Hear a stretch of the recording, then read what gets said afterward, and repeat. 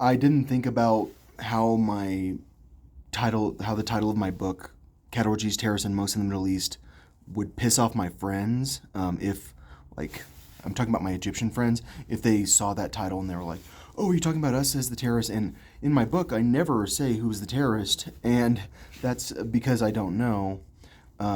What I did know is that I was from like a college that is where George Bush always is.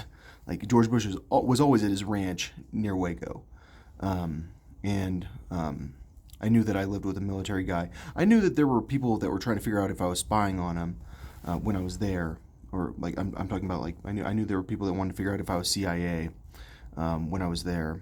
But I didn't know who was who. And what I did know is that I knew a lot of super duper religious people, and I knew that Egypt in general tended to be like very very religious. But like, all I'm trying to say is I'm sorry if I offended some of my friends because like when I think about my best friends during college. Because I changed school so many times and I changed friends. I think of generally as some of my best friends being um, from Egypt, like like Moose and Mo and some of these other people, Kareem, and um, I feel like I have to say his name correctly, Kareem, um, and a lot of people and girls too, like Dina and Farah, and all I'm saying is that um,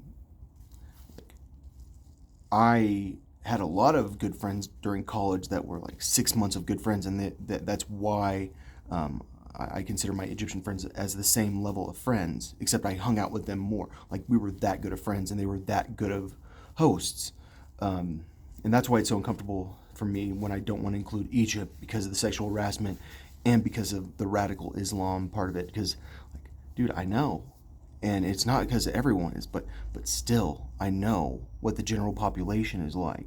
The general population just thinks that if they could get other people to not have to have a lesser or have a greater struggle, like if you because I'm going to force you to do Sharia, I'm going to force you to follow the law. You don't have to struggle with following the law yourself.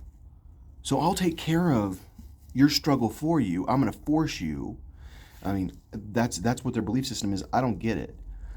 Because I think that if the greater struggle is the struggle with the self, then what is that struggle? That struggle is the struggle to follow the law or to be a good person.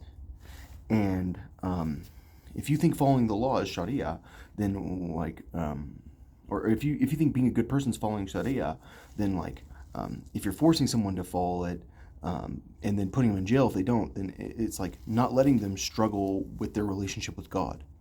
So I mean, I just don't get it. All I'm saying is, yeah, the terrorism title of my book, or the word terrorism in my book title, was to try to sell books, and I never made any money off my book. So, like I've made $0. So it probably wasn't the best title, since I didn't make any money anyways. But yeah, I never really knew who the terrorists are, and what I knew is that there were a lot of people that are sympathetic towards terrorists, but I don't know. I still am sitting there going like, how can it be Ali Al-Haj? Like that guy's the coolest, and it's like, and he's not rich enough. Like that's the thing. It's like it's crazy when you flip, like when you're the cop and you're suddenly like you're not rich enough, and then you start thinking about us. I'm not rich enough. We're not rich enough to be the richest people in the world. Yeah, I don't know. I don't think Al-Haj is rich either. Anyways, I mean, it must be the mosque he's from or something, or his wife's family.